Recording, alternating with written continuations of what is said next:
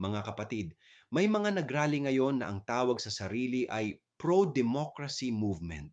Pero tanungin natin, demokrasya ba talaga ang ipinaglalaban kung ang binabatikos lang ay ang kalaban at ang kaalyado ay hindi pwedeng banggitin?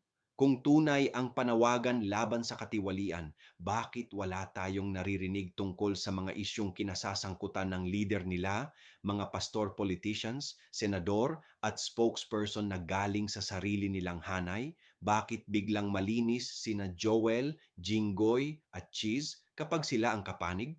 Hindi pro-democracy ang selective. Ang demokrasya ay pantay na paniningil, hindi kampihan, at ang pananampalataya hindi dapat nagiging kasangkapan para takpan ang mali. Ako si Padre Jesse Galilea, may pusong Pinoy. Kasama mo sa pananalig at pakikibakang panlipunan. Hanggang sa muli mga kapatid.